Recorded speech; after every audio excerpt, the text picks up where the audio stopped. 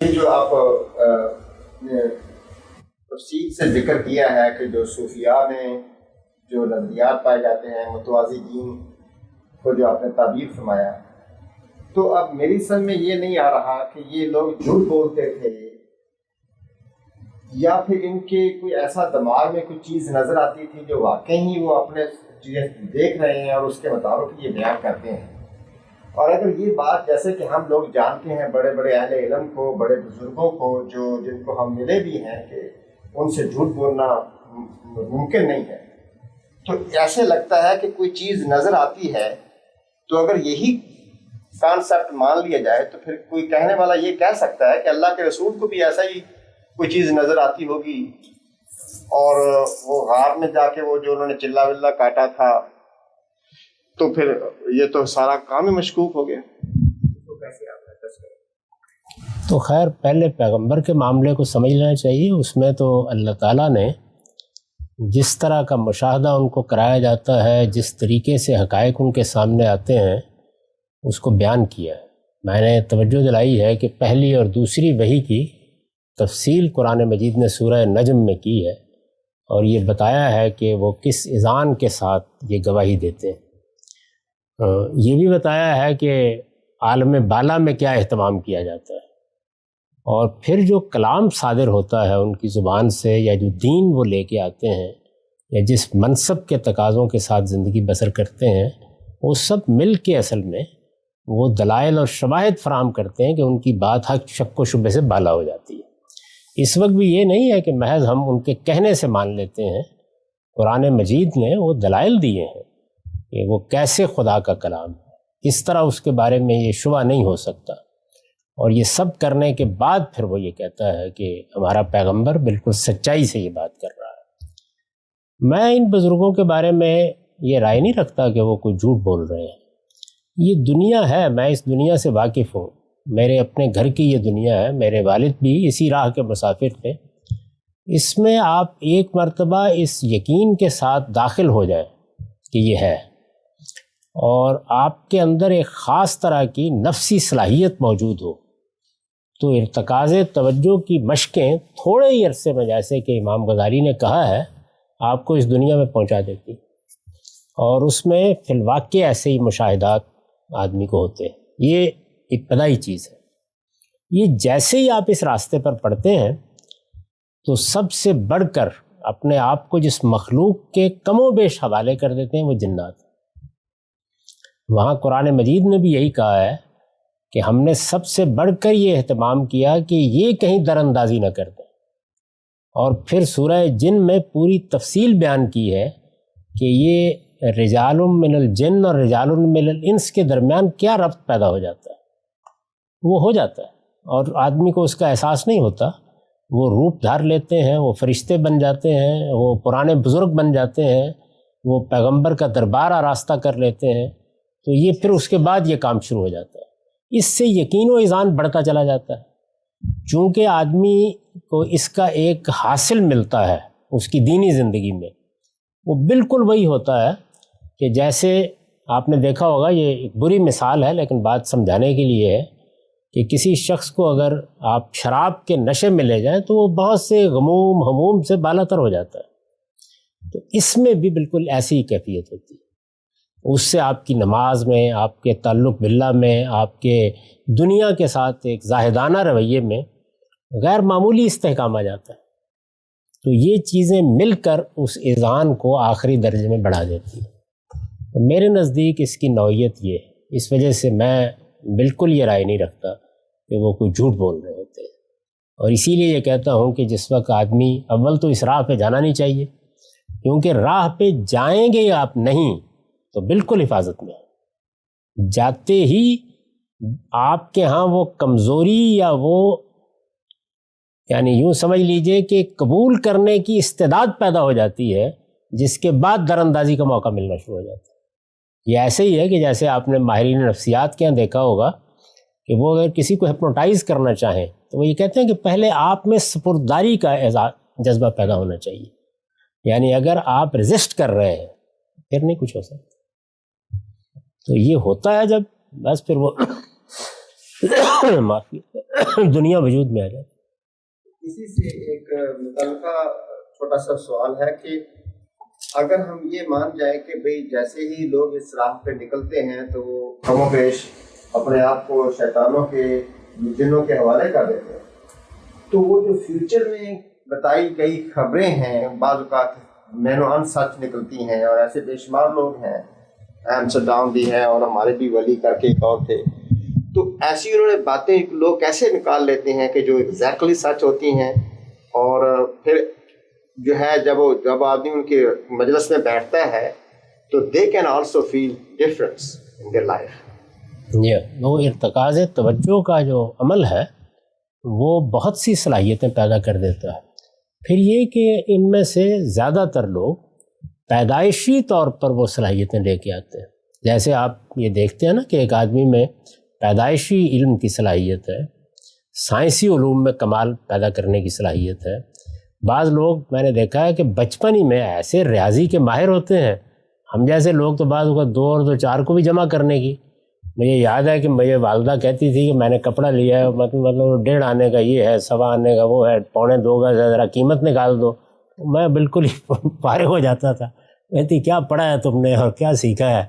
تو یہ اپنے اپنے اذواق بھی ہوتے ہیں، تو اس میں یہ نفسی صلاحیتیں موجود ہوتی ہیں. بہت سی آپ دیکھیں، آپ گینس بک آف ریکارڈ میں چینی بچیاں ہیں اور بہت سے لوگ ہیں، تبت کے بعد لوگ ہیں جن کے ہاں یہ فطری صلاحیت موجود ہے. دیوار کے پار دیکھ لینا ہے، آوازیں سن لینا ہے، مستقبل کی چیزوں کا معلوم ہو جانا ہے. پھر جب آپ ان علوم میں جاتے ہیں تو یہ صلاحیتیں اور بڑھ جاتی ہیں، پالش ہو جاتی ہیں.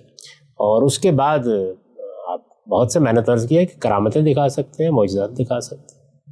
جاتے ہیں قرآن مجید نے اس کی خبر دے دی ہم کو کہ الذی عندہ علم من الکتاب، وہ ملکہ بلقیس کا تخت اٹھا کے لے آیا. تو اب ملکہ بلقیس کا تخت اٹھا کے لے آنا تو جو کمال ہے اس کا تو ابھی ظہور نہیں ہوا ہے ان حضرات سے، وہاں تک نوبت پہنچ سکتی.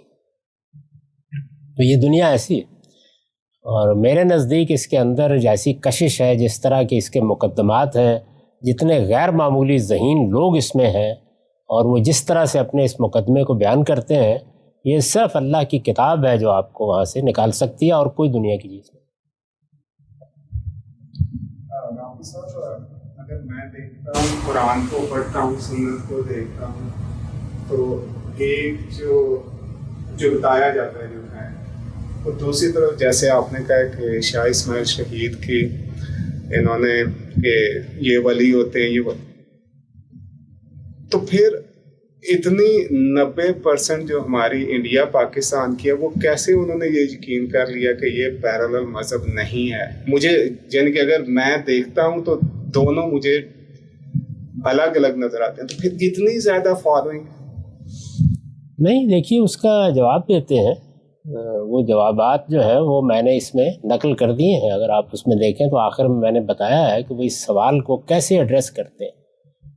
وہ کہتے ہیں کہ یہ بھی اصل میں دین ہی کا ایک فیض ہے، لیکن محمد الرسول اللہ صلی اللہ علیہ وسلم سے یہ فیض قرآن اور حدیث کے ذریعے سے منتقل نہیں ہوا.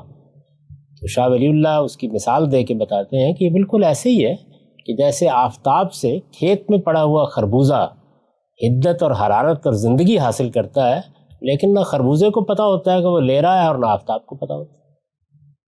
یہ مثال دی ہے انہوں نے، بتایا ہے ایسے ہوتا ہے. یعنی یہ علم کی ایک دوسری دنیا ہے، اور جب اس پر اعتراض کیا جائے تو اس کے جواب میں بھی وہ یہی کہتے ہیں کہ آپ لوگوں نے یہ اصل میں اس کا مزہ چکھا نہیں ہے، آپ کیا جانتے ہیں. اس وجہ سے میں تو اس پہ نہیں تنقید کر رہا کہ یہ ٹھیک ہے، یہ غلط ہے، یہ صحیح ہے. میں تو صرف یہ بتا رہا ہوں کہ دیکھیے قرآن مجید سے جو تصویر سامنے آتی ہے وہ یہ ہے، اور اس کے مقابل میں ایک تصویر یہ ہے. تو آپ اس کو الگ الگ پہچان لیجئے. اس کے بعد اگر کوئی غیر معمولی صلاحیت حاصل ہے کہ دونوں کو ایک کر سکیں، کرتے رہیے زندگی بھر. مجھ سے تو نہیں ہو سکی. السلام علیکم سر.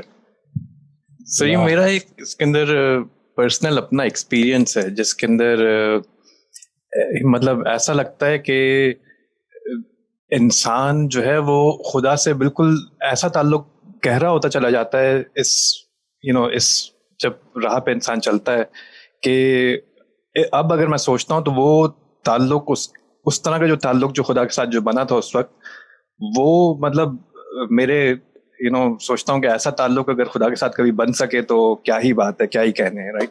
اور ذہانت مطلب ایسے ذہن ایسے کھل جاتا ہے جیسے انسان اس طرح کی چیزیں کر رہا ہوتا ہے جو اب میں خواب میں بھی نہیں سوچ سکتا کہ ایسا کبھی کر پاؤں. تو یہ جو امپیریکل ایویڈنس ہوتا ہے اس کو تو ڈینائی تو خیر نہیں کیا جا سکتا، رائٹ. مطلب یہ آپ ایکسپیرئنس کر رہے ہوتے ہیں.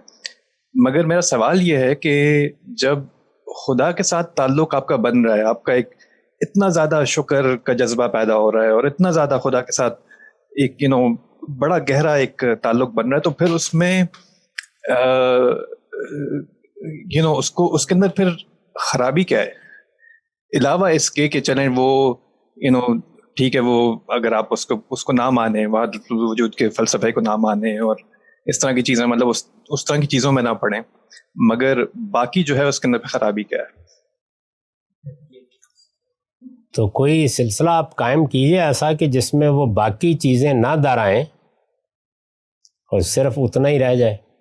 پھر اگر اس میں کامیابی ہو جائے تو ہم فقیروں کو بھی خبر دیجیے.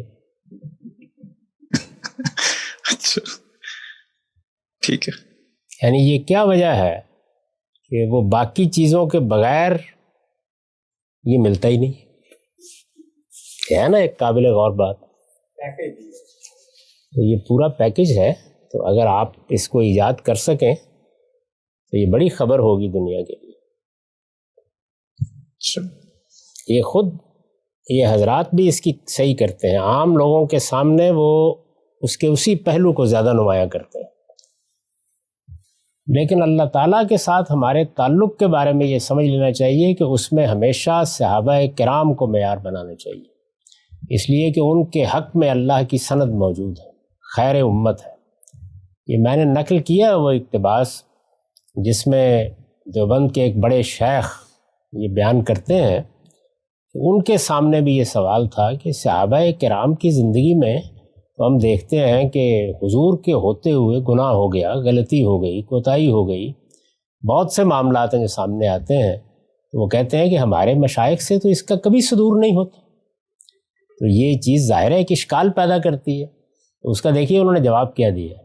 انہوں نے جواب یہ دیا ہے کہ نہیں، ان سے بھی کچھ نہیں ہوتا تھا، لیکن چونکہ دین کو مکمل کرنا تھا تو اس لیے جنہوں نے وہاں گناہ کیے یا جن صحابہ کرام سے کوئی بڑی غلطی ہوئی یا کوتاہی ہوئی، وہ اصل میں انہوں نے دین کی تکمیل کے لیے جس طرح سے کوئی آدمی اپنے آپ کو کسی دوا کے لیے پیش کرتا ہے کہ مجھ پہ تجربہ کر لیں، تو اپنے آپ کو پیش کیا اور پھر یہ مصرع نقل کیا ہے کہ گویا اپنے آپ کو پیش کر کے خدا سے کہا کہ تو مشق ناز کر خون دو عالم میری گردن پر.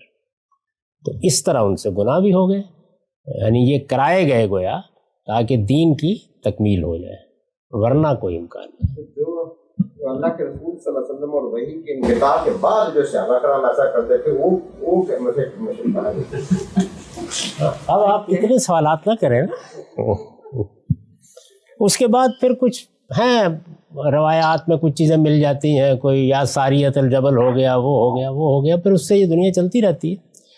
ان روایتوں کی حیثیت کیا ہوتی ہے کیا نہیں ہوتی وہ الگ بحث ہے. وہ آپ کریں گے، تنقید کریں گے، تنقید کریں گے، کبھی متن پر کبھی سند پر. اس کو بھی وہ کوئی اچھا کام نہیں سمجھتے. ان کا خیال ہے کہ اس طرح سے ایک بڑی چیز سے محروم کیا جا رہا ہے لوگوں کو. میرے نزدیک یہ ٹھیک ہے بالکل کہ ارتکاز توجہ کی جو مشقیں ہیں آدمی اگر وہ کرے اور شیخ کے ساتھ ایک خاص طرح کا تعلق پیدا کر لے تو جس کیفیت کو ہمارے بھائی نے بیان کیا وہ ہو جاتی ہے. ایسا ہی ہے بالکل. یہ آپ کو معلوم ہوگا وہ ڈاکٹر جواد ہاشمی ایک کورس کروا رہے ہیں، اس میں انہوں نے یہ صوفی سوچ کو بلکہ صوفیاء کو دو کیٹیگریز میں تقسیم کیا ہے. ایک کو وہ سوبر صوفی کہتے ہیں، ایک کو وہ ہائی صوفی کہتے ہیں. تو جیسے میں کئی ایسے لوگوں کو جانتا ہوں، خود میرے دوست رہ چکے ہیں جو کہ کئی عالم گھوم کے آ چکے ہیں کئی موقعوں پہ، اس میں صوفیزم کوئی تعلق نہیں ہے، لیکن وہی مختلف قسم کی ادویات کا اشیاء کا استعمال کر کے آپ کا ذہن ان چیزوں کو دیکھ لیتا ہے جو کہ بظاہر آپ نہیں دیکھ سکتے. تو اس میں کس حد تک اس کی پاسبلٹی ہے کہ یہ جو عالم بیان کیے جاتے ہیں، یہ جو ایکسپیرینس بیان کیے جاتے ہیں، یہ اس میں کسی ادویات کا ہاتھ ہو یا کسی ایسی اشیاء کا ہاتھ ہو استعمال، جن کے استعمال سے آپ کی ذہنی کیفیت بدل جاتی ہے؟ کیونکہ ہم جانتے ہیں بہت سی ایسی چیزیں عام جڑی بوٹیوں میں، مشرومز میں، ان چیزوں میں عام پائی جاتی ہیں. بھی آپ تو ڈاکٹر ہیں، آپ کے علم میں ہے کہ ایسی بہت سی دوائیں ہیں جن سے یہی دنیا پیدا ہو جاتی ہے. ہمارے ڈاکٹر محمد فاروق خان صاحب کا ان کی شہادت سے کچھ برس پہلے ایک بڑا غیر معمولی حادثہ ہوا تھا، اور اس میں ان کو بڑی تکلیف پہنچی. ان کے جگر کٹ گیا، ان کی پسلیاں ٹوٹ گئیں، ان کی گردوں کو نقصان پہنچا، لیکن اللہ نے ان کو بچا لیا. وہ ہسپتال میں رہے. اس ہسپتال میں ان کو اسی طرح کے تجربات ہوئے، بلکہ اس میں میں ابھی نہیں گیا تھا، لیکن میں ان سے ملا. میں نہیں گیا تھا ابھی، میں ان سے ملا، اور وہاں اسپتال میں ان کے اور میرے درمیان بڑے اہم معاملات پہ گفتگو ہوئی. تو انہوں نے جب اپنے ڈاکٹروں کو کہا تو وہ ہنسے، اور انہوں نے کہا کہ اس سے بھی زیادہ کچھ ہو سکتا ہے، یہ فلاں فلاں دعائیں ہیں جن سے. اور ڈاکٹر صاحب بعد میں بھی کہتے، وہ خود ڈاکٹر تھے، تو بعد میں بھی کہتے تھے کہ مجھے ادنا درجے کا بھی کوئی شبہ نہیں تھا کہ یہ میں بیداری میں آپ سے بات نہیں کر رہا، بلکہ وہ پوری ملاقات کی روداد انہوں نے دہرائی اور بتایا کہ لباس یہ پہنا ہوا تھا، یہ صورت تھی، آئے ایسے تھے. میں نہیں گیا تھا اس وقت، یعنی اس کے میں کچھ دنوں کے بعد گیا ہوں، تو اس وقت مجھے انہوں نے یہ واقعہ سنایا. تو یہ دوائیں بھی ہیں، جو یہ دوائیں اثر کرتی ہیں نا، اصل میں نفسی علوم میں اسی نوعیت کی ایک باطنی دنیا، وہ غلط نہیں کہتے کہ یہ اصل میں سیر باطن ہے. ہمارے اندر ایک دنیا ہے، یہی دنیا ہے جو ہر عام آدمی کو خواب میں نظر آتی ہے. یعنی خواب میں یہی چیزیں تمثیل کے پیرائے میں ڈھلتی چلی جاتی ہیں، اور وہی چیزیں اگر آپ وہ خاص مشقیں کریں، ارتکاز توجہ میں جائیں، جیسے ہی آپ جاتے ہیں تو ایک طرف وہ قوت بہت بڑھ جاتی ہے، اور دوسری جانب یہی ارتکاز آپ کو کوئی منزل سامنے رکھ لیں. تو اگر آپ مسلمان ہیں، خدا سے تعلق ہے، قرآن سے تعلق ہے، نماز سے تعلق ہے، تو اس میں رسوخ پیدا ہو جائے. کوئی اور رکھ لیں تو اس میں ہو جائے.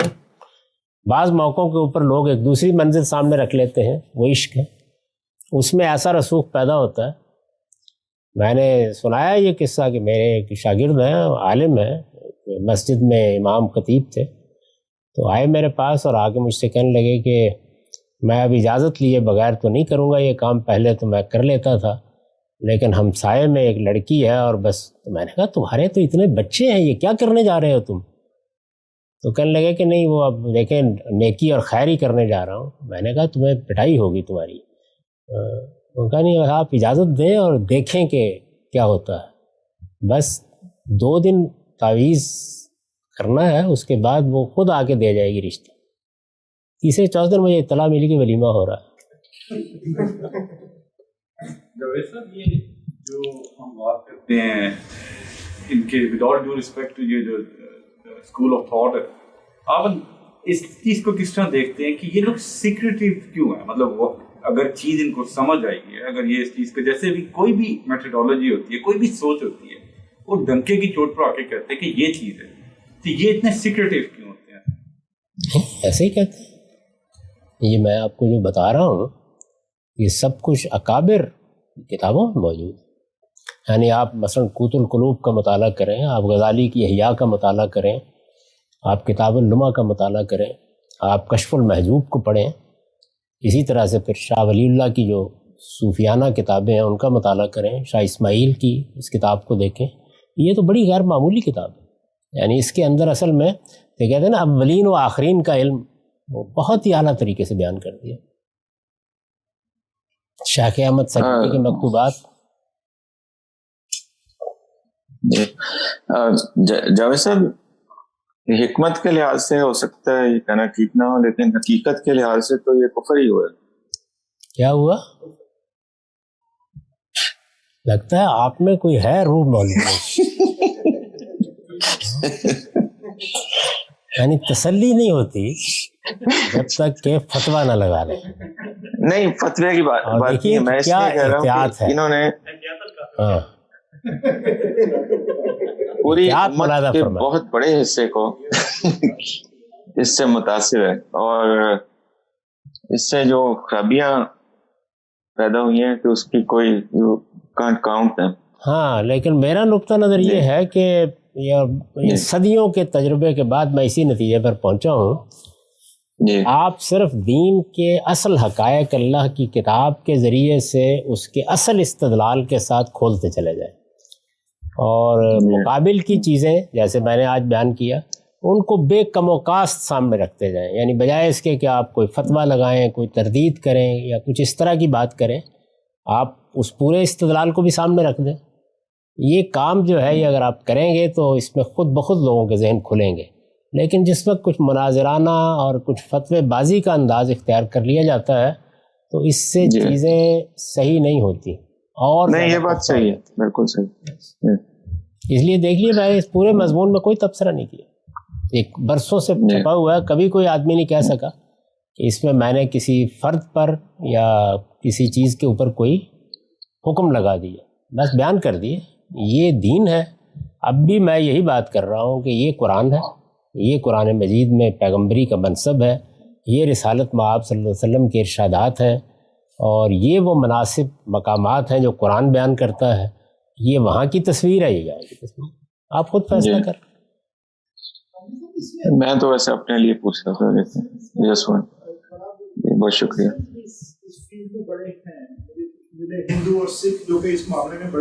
اس کا اس سے کوئی تعلق نہیں ہے مسلمان یا غیر مسلم سے، یہ تو ایک عالمگیر مذہب ہے، عالمگیر مذہب۔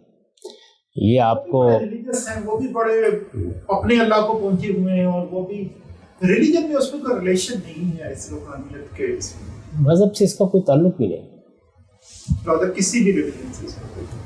یہ ایک آن لائن سوال موصول ہوا ہے، یعنی مذہبی لوگ نہ ہوں تب بھی اس راستے پر بڑھ جاتے ہیں، لیکن اس میں ایک نقصان ہوتا ہے، وہ یہ ہے کہ جس وقت قوتیں اور طاقتیں حاصل ہو جاتی ہیں تو پھر ظاہر بات ہے کہ جو انسان کے اندر ایک اور دنیا بھی تو ہے نا خواہشات کی، وہ اس کے اسیر ہو جاتے ہیں۔ مذہب کا یہ فائدہ ہوتا ہے کہ اس میں انسان ان راستوں پر نہیں جاتا۔ یہ سوال ہے کہ دیکھنے والوں کو یہ نقصان ہوتا ہے کہ چونکہ وہ نہیں جاتا بلکہ اور زیادہ عبادت میں، ریاضت میں پختہ ہوتا ہے، تو اس سے تصویب ہونا شروع ہو جاتی ہے کہ وہ سب بھی درست ہے۔ یہ ہے ایک نازک چیز اس میں، یعنی وہ طریقہ اختیار کریں تو وہاں شیطنت آ جاتی ہے، یہ اختیار کریں تو اس کا یہ نتیجہ نکلتا ہے۔ جی اسی بات سے متعلق سوال پوچھا ایک صاحب نے کہ شیخ عبد القادر جیلانی کی ایک عبارت انہوں نے لکھی ہے، کل حقیقت لا تشهد لها الشریعہ وهو زندقہ، ہر وہ حقیقت جس کا دعویٰ ثبوت شریعت میں نہ ہو وہ زندقیت یا بے دینی ہے۔ تو یہ پوچھتے ہیں کہ انہی حضرات کی کتابوں میں اس طرح کی عبارتیں مل جاتی ہیں، تو اس کی روشنی میں جو باتیں آپ نے بتائی ہیں ان کی توجیہ کیوں نہ کی جائے، جب وہ یہ مان رہے ہیں کہ شریعت ہی اصل ہے اور باقی سب کچھ اس کتاب ہے۔ آپ فتوحات مکیہ کو پڑھیں، اس میں بھی وہ یہی بات بیان کرتے ہیں، بلکہ فتوحات مکیہ میں جو عقائد بیان کیے ہیں شیخ اکبر نے اپنے، ان پر تو نثار جائیے، تو یہ ساری چیزیں بالکل ٹھیک ہیں۔ تو اب ان کو کہیں کہ یہ ذمہ داری سنبھالیں اور یہ جو کچھ بیان فرمایا جا رہا ہے اس کی توجیہ کر دیں اس کی روشنی میں۔ یہ اصل میں دنیایں دو الگ الگ ہیں۔ السلام علیکم۔ آپ دیکھیے نا کہ اب مثلاً میں آپ کہتے ہیں نا شریعت کے خلاف نہیں، یہ کہہ رہے ہیں نا، میں تو یہ کہہ رہا ہوں کہ رسول اللہ نے یہ فرمایا ہے، تو اب آپ اصل میں کیا کر رہے ہیں، اس پوری تاریخ میں دیکھ لیں، آپ ان چیزوں کی توضیح نہیں کر رہے یا ان سے دستبردار نہیں ہو رہے، آپ لم یبقى من النبوہ الا المبشرات کی توضیح کر رہے ہیں، الٹ ہے صورتحال، اس کو ماننے کے لیے تیار نہیں۔ تو اگر یہ کوئی ایسا راستہ تلاش کر لیں تو مجھے کسی سے دشمنی ہے نہیں، بالکل۔ السلام علیکم غامدی صاحب، یہ کرامات کے سلسلے میں ایک سوال ہے، جیسے ابھی آپ عرض کر رہے تھے کہ کرامات وغیرہ کا جو یہ حصول ہے اس کا تعلق کوئی اسلام سے نہیں بلکہ بہت سے دوسرے مذاہب سے تعلق رکھنے والے لوگوں نے بھی نفسی علوم میں مہارت حاصل کر کے ایسا کام کیا ہے۔ تو آج کی دنیا میں یہ چیز ہمیں اتنی نظر نہیں آتی واضح طور پہ، اس کی یا تو باتیں ہم کچھ پرانی کتابوں میں ہی پڑھتے ہیں یا پھر ہمیں کہیں سنی سنائی باتوں میں یہ چیز ملتی ہے۔ تو اگر ہم قرآن پاک کا بھی بیان سامنے رکھیں جو قرآن نے ملکہ بلقیس کے تخت کے بارے میں بیان کیا ہے، تو یہ کیسے سمجھا جا سکے گا کہ آج اس کا حصول ہو سکتا ہے؟ اور اگر نہیں ہو رہا تو قرآن کا بیان تو سامنے ہے، اس کی ذرا توجیہ کیجیے گا۔ اصل میں جس وقت آپ لوگ باغی ہو جاتے ہیں نا تو آپ ان حلقوں میں جاتے نہیں. جائیں ذرا اور دیکھیں کیسے کیسے لوگ وہاں پائے جاتے ہیں. میں تو چونکہ رہا ہوں اس لیے میں نے تو اپنی آنکھوں سے دیکھے ہیں, میرے اپنے کچھ تجربات ہیں اور وہ بالکل ٹھیک ہے. ایسے ہی ہوا ہے. خود میرے اپنے ساتھ بعض بزرگوں کے تجربات ہیں جن کا انکار نہیں کیا جا سکتا. تو یوں نہیں ہے کہ یہ علوم باقی نہیں رہے یا ان کے ماہرین باقی نہیں رہے, ایسا نہیں ہے. ہم اس دنیا میں جاتے نہیں. میں سیکریسی کی بات کر رہا تھا, اس کے اندر جب یہ الحق والا نعرہ جو سر ربوبیت کا راز افشاں کرنے والی بات ہے, تو وہ سیکریٹو نہیں ہو جاتا تھا کہ تم ٹھیک تھے لیکن تم نے بات آگے کیوں کر دی, اس ریفرنس میں اگر بات کی.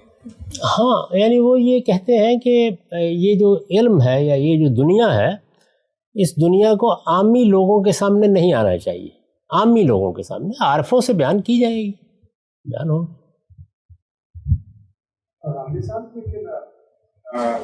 امام غزالی جیسا آدمی کہتا ہے کہ سر ربوبیت ہے, اس کا افشا کفر ہے.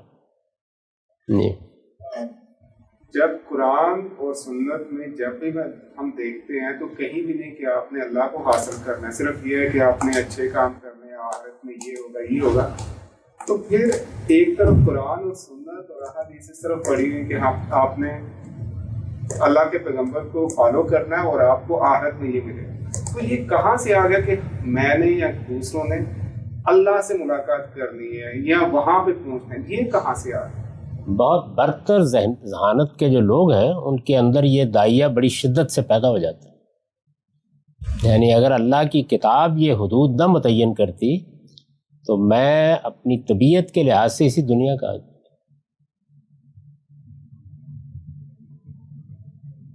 ایک خاص طرح کی ذہانتیں ہوتی ہیں جو نہیں مطمئن ہوتی ہیں اتنے پر.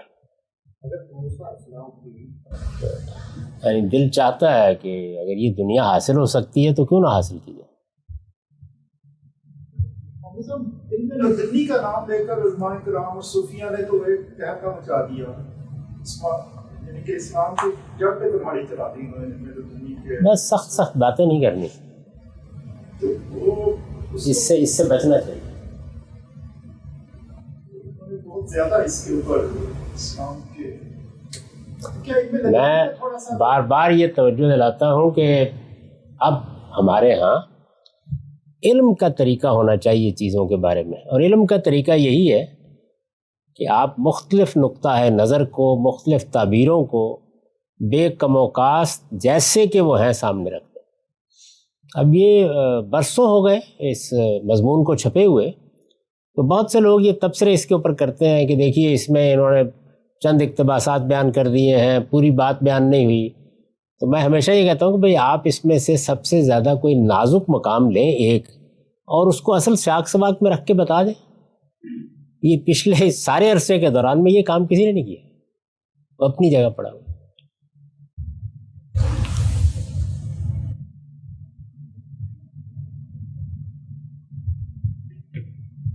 اس میں کشش بہت کشش. تصوف اور زہد کو کوئی ایسی ڈیفائن لائن ہونی چاہیے کہ آدمی سمجھے کہ یہ زہد ہے اور یہاں سے تصوف شروع ہو جاتا ہے.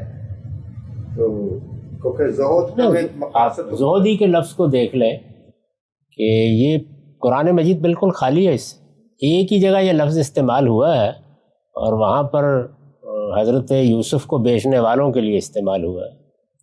یعنی یہ بھی کوئی تعبیر نہیں, کوئی اصطلاح نہیں ہے. بعض روایتوں کے اندر آپ کو مل جائے گا, لیکن یہ قرآن مجید بالکل خالی ہے اس سے.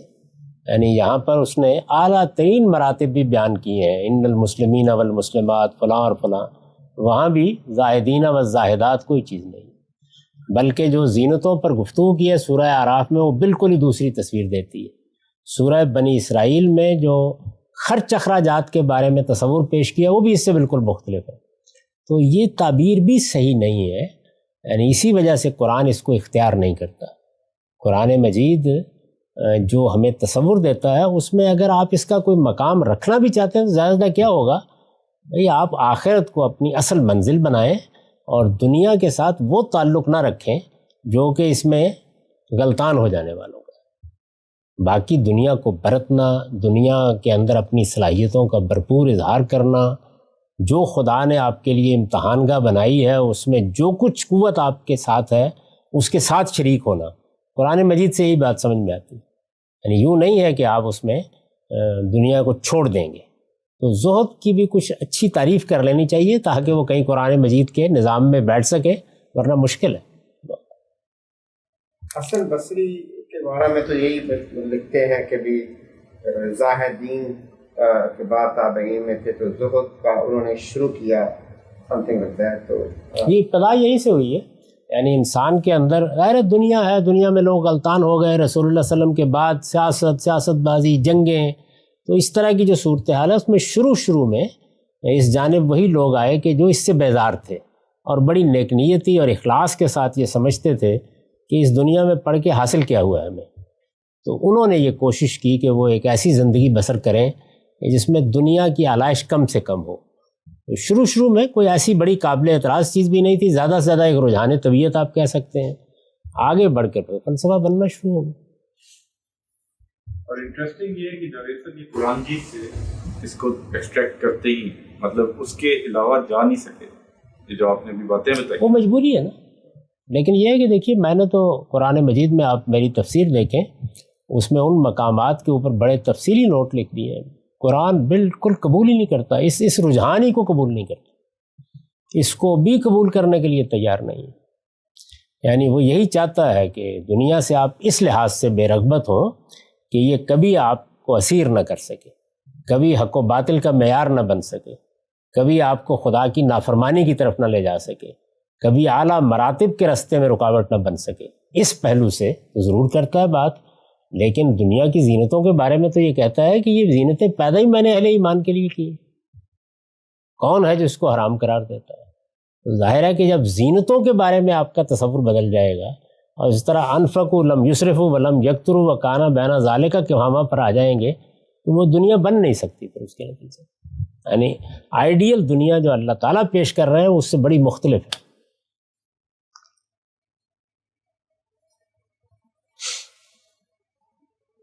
ہمارے بہت سے علماء جو ہیں وہ جن چیزوں پہ حرمت کے فتوے لگاتے ہیں اس کی ایک بنیاد یہ ہوتی ہے کہ یہ چیز آپ کو خدا کی سوچ سے اور ذکر سے دور لے جاتی ہے. جیسے میوزک ہو گیا اور اس طرح سے بہت سی چیزیں ہیں. تو کیا یہ سوچ، یہ ذہنیت جو ہے جو کہ ہمارے ہندو پاک میں بہت شدت سے پائی جاتی ہے، بعض اور علاقوں میں آپ کو اتنی شدت سے ہی نہیں ملتی، کیا اس کی بنیاد بھی اسی صوفیہ کی لائن سے ہے کہ وہ اپنے آپ کو بالکل دنیا سے الگ کر کے، دنیاوی چیزوں سے الگ کر کے اتنا خدا کی سوچ میں اور ذکر میں محو ہو جائیں کہ کوئی بھی ایسی چیز جو ان کو سے نکالے وہ ان کے لیے قابل قبول نہیں ہے؟ دیکھیے اصلاً یہ بات غلط نہیں ہے. اصلاً تو ہمیں ہر چیز کے بارے میں یہ دیکھنا چاہیے کہ یہ ہمیں اللہ کی طرف لے جا رہی ہے، دین کی طرف لے جا رہی ہے، خیر کی طرف لے جا رہی ہے، یا اس کے مقابل میں کسی دوسرے راستے کی طرف کھینچ رہی ہے. اس کو فتوے کا موضوع نہیں بننا چاہیے. جو غلطی ہے وہ یہ ہے، یعنی میں یا کوئی اور یا کوئی فقیہ یا عالم بیٹھ کے حرمت حلت کی فہرستیں اپنی طرف سے نہیں تیار کر سکتا. اس میں یہ بتانا چاہیے کہ تمہاری زندگی کے مقاصد یہ ہیں، اعلیٰ مقاصد کو سامنے رکھنا چاہیے. یعنی یہ بات کہ انسان نماز سے غافل ہو جائے، یہ بات کہ اس کی روزے کی طرف رغبت ختم ہو جائے، یہ بات کہ وہ حرام حلال کی تمیز کھو بیٹھے، تو یہ تو بڑی بدقسمتی کی بات ہے. لوگوں کو یہ کہنا کہ اپنے آپ کو اس صحیح راستے پر رکھنے کے لیے جو چیزیں غلط طرف لے جانے والی ہیں ان سے بچنے کی کوشش کرو، یہ آپ پر چھوڑ دینا چاہیے. یعنی اس کی کتنی مقدار کو آپ گوارا کریں گے، کتنی میں پڑے ہٹ جائیں گے، انسان اپنے مزاج کو، طبیعت کو دیکھ کر یہ فیصلے کرتا ہے. تو اگر بات یہاں تک کہی جائے تو کوئی قابل اعتراض بات نہیں ہے. یہ خرابی وہاں ہوتی ہے جہاں ہم اس کو یہ فتنے کا باعث بنے گا، یہ فلاں چیز کا باعث بنے گا حرام، یہ کہنے کا حق نہیں ہے جب تک اللہ اور اللہ کے رسول نے اس کو حرام قرار نہیں دیا. وہ تو آپ دیکھیے کہ ایک کھیل میں آپ کا اشتغال، کھیل کیا، تجارت میں اشتغال، مال کمانے میں اشتغال، وہ ان بے شمار چیزوں میں رکاوٹ بن جاتا. کتاب پڑھتے پڑھتے کبھی کبھار نماز کا ٹائم نکل جاتا ہے. گفتگو میں بیٹھے ہوئے بعض لوگوں کو تجربہ پیش آیا ہوگا کہ آپ یعنی بحث ہو رہی ہے، گفتگو ہو رہی ہے، مجلس گرم ہے، تو نہیں خیال رہا کسی کو کہ نماز پڑھیں. تو ایسی سب چیزیں جتنی ہیں ان پر توجہ دلانی چاہیے. بات اصل میں بالکل صحیح ہے کہ ہر وقت نگران رہنا چاہیے کہ میرا رخ کدھر ہے، اللہ کی طرف ہے، اللہ کے دین کی طرف ہے، نماز کی طرف ہے، اللہ کی یاد کی طرف ہے یا نہیں ہے. اب دیکھیے نا کہ خمر میسر پر تبصرہ کرتے ہوئے یہی کہا ہے کہ یہ چیزیں تمہارے اندر عداوت بھی پیدا کرتی ہیں اور تمہیں اللہ کی یاد اور نماز سے بھی غافل کر دیتی ہیں. تو نماز سے غفلت ایک بڑا حادثہ ہے، یا اللہ کی یاد سے غفلت. اس کی نگرانی کا احساس پیدا کرنا یہ اپنی جگہ پہ بہت صحیح بات ہے. سر سوال یہ تھا کہ اگر کیا یہ بات درست ہے کہ جو ہماری شاعرانہ جو دنیا ہے اس کے اندر جو عشق اور عقل کا جو تقابل کیا جاتا ہے، اس میں عشق جو ہے وہ اس کو ہم تصوف سمجھ لیں اور عقل کو جو ہے وہ دین، جو اللہ کا دین ہمیں چیز سکھا رہا ہے، جس کی طرف ہدایت کر رہا ہے، وہ سمجھ لیں. اگر ایسا ہے تو پھر وہ ہم اللہ کا جو دین ہے وہ کیا وہ جذبہ پیدا کر دیتا ہے کہ جس میں بے خطر کود پڑا آتش نمرود میں عشق، یا کنجش کے فرومایا کو شاہی سے لڑا دو، اور وہ چیزیں وہاں تک ہم پہنچ جاتے ہیں عشق کی، جو چاہے وہ ایک دماغی خرابی ہو لیکن اس کے باوجود کہ اللہ کا دین بھی ہمیں اس مقام تک لے جا سکتا ہے کسی طرح. دیکھیے یہ میرے اندر کیا جذبہ ہے، میں کسی چیز سے کتنی محبت رکھتا ہوں، اس کے لیے کتنی قربانی دینے کے لیے تیار ہو جاتا ہوں، یہ تو مجھے خود اپنے اندر پیدا کرنا ہے. یعنی یہ چیزیں دین نے نہیں پیدا کرنی، خود مجھے پیدا کرنی ہے. اللہ نے جو صلاحیتیں دی ہیں انسان کو، ان کو نشو و نما دینا، جو اس کے اندر داعیات پیدا کیے ہیں، محرکات پیدا کیے ہیں کسی بھی عمل کے لیے، ان کو توازن کے ساتھ آگے بڑھانا، یہ میرا آپ کا کام ہے. تو یہ چیز تو خواہ دین پہ آپ کام کر رہے ہوں، سیاست میں آپ سرگرم ہوں، کوئی مشن لے کے بڑے ہوں، میں تو کہتا ہوں کاروباری کرنے کے لیے نکلے ہوں، ہر جگہ ضروری ہے، ہر جگہ. لیکن یہ انسان پیدا کرتا ہے، مذہب کا یہ کام نہیں ہے. مذہب تو آپ کو وہ نسخہ دے رہا ہے جس کو آپ نے استعمال کرنا ہے. اس میں حکمت بھی ہے، اس میں قانون بھی ہے. اس کو استعمال کرنے کے لیے آپ کے اندر رغبت پیدا ہو، آپ اس کو استعمال کرنے کا حق ادا کر دیں، آپ اس میں جانثارانہ شریک ہو جائیں، آپ اپنے وجود کو نظر کرنے کے لیے تیار ہو جائیں. یہ کام مجھے آپ کو خود کرنا ہے، یہ مذہب نے نہیں کرنا کسی چیز نے. یعنی اس کے لیے اگر کوئی فرض کر لیجئے کہ تربیتی کام بھی آپ کریں گے تو وہ بالکل ایسا ہی ہے جیسے ہم تعلیم دیتے ہیں یا چیزوں کو نشو و نما دینے کے لیے کام کرتے ہیں. تو اس کو مذہب سے نسبت ہی نہیں دینی چاہیے. مذہب کے لیے جس طرح اس کی ضرورت ہے کہ میں علمی اور عقلی رویہ اختیار کروں تاکہ سمجھوں، جس طرح یہ ضرورت ہے کہ میں عمل میں اپنے اندر وہ جذبہ پیدا کروں کہ میں اللہ کے لیے بڑی قربانی دینے کے لیے تیار ہو جاؤں. مذہب میں بھی تو منتہائے کمال اپنے جان و مال کو نظر کر دینے ہی کو قرار دیا گیا نا. ان اللہ اشتری من المؤمنین انفسهم واموالهم بان لهم الجنہ. تو منزل تو وہاں بھی وہی ہے، لیکن اس منزل کا جذبہ پیدا کرنا یہ تو میرا کام ہے، مجھے کرنا ہے. تو اس لیے پہلی چیز تو یہ ہے کہ اس کو مذہب یا تصوف سے متعلق ہی نہیں کیا جا سکتا. عشق کسی چیز کے ساتھ غیر معمولی جذباتی تعلق، اس کے داعیات فطرت میں رکھے گئے. اب مجھے ان کو نشو و نما دینی ہے، حدود کے اندر رہ کے دینی ہے، توازن کے ساتھ دینی ہے. یہی عشق کا جذبہ ہے جو کسی عورت سے متعلق ہوتا ہے، کسی معشوق سے متعلق ہوتا ہے اور آدمی کو راتوں کو جاگنے پہ مجبور کر دیتا ہے. وہ اپنا سونا جاگنا وہ فراموش کر کے بیٹھ جاتا ہے.